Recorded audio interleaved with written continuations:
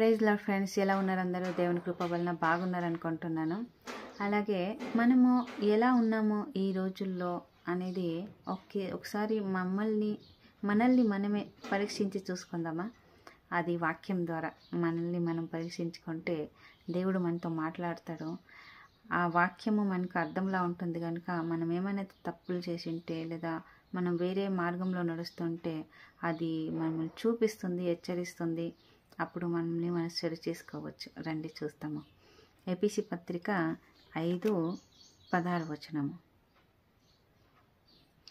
దినములు చెడ్డవి గనుక మీరు సమయమును పోనివ్వక సద్వినియోగము చేసుకొనుచు అజ్ఞాన వలె కాక జ్ఞానుల వలె నడుచుకున్నట్లు జాగ్రత్తగా చూచుకొనుడి.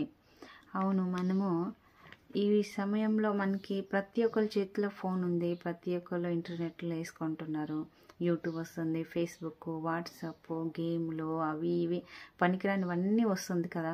మనము సమయము దేనికి ఎక్కువగా కేటాయిస్తున్నాము? ఒకసారి మనల్ని మనం పరిశీలించుకుందాము. ఏమిట్లో మనము ఎక్కువ ప్రాధాన్యత ఇస్తున్నాము? దేనికోసం మనము ప్రయాసపడుతున్నాము?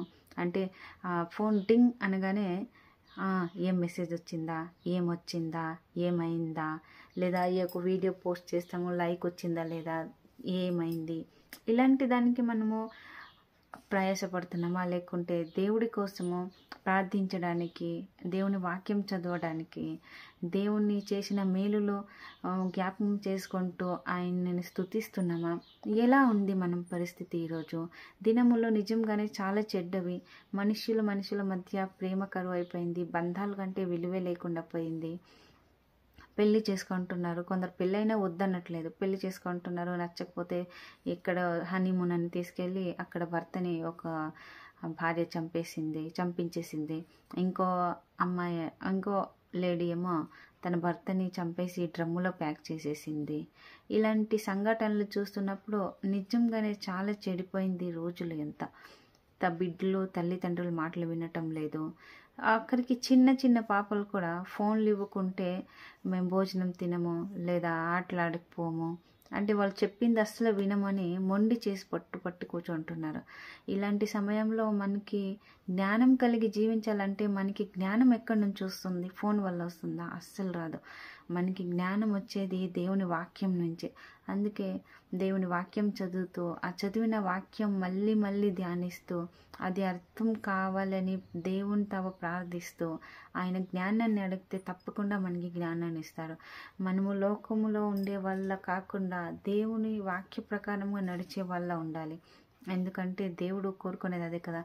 లోకాన్ని ప్రేమించిన వాళ్ళు దేవుణ్ణి ప్రేమించలేరు, ధనాన్ని ప్రేమించిన వాళ్ళు దేవుణ్ణి ప్రేమించలేరు. ఎవరో ఈ లోకంకి ఆశపడే వాళ్ళు దేవునికి దగ్గరగా బ్రతకలేరు. అందుకే ఈ లోకంలో ఉండేవన్నిటినీ దూరం చేస్తూ వాక్యానికి, దేవునికి మాత్రం దగ్గరగా బ్రతికే జీవితాల్ని మనకి దేవుడు ఇవ్వాలని కోరుకుంటున్నాను. అలాగే ఈ వాక్యము మీ పట్ల కొంచెమైనా ప్రభావకరంగా ఉంటే దయచేసి కామెంట్ చేసి తెలియచేయండి. అలాగే ప్రతి ఒక్కరూ అజ్ఞానుల వలె సమయాన్ని పోనివ్వక నిజంగానే దేవుడు చెప్పినట్ల సమయాన్ని సద్వినియోగం చేసుకుంటూ జ్ఞానుల వలె దేవుడిచ్చిన జ్ఞానంలో నడుచుకుంటూ దేవుని కోసం ప్రతి ఒక్కరు బ్రతుకుతాము. అలాంటి జీవితాలని దేవుడు మీకు, మాకు, అందరికీ దయచేయునుగాక.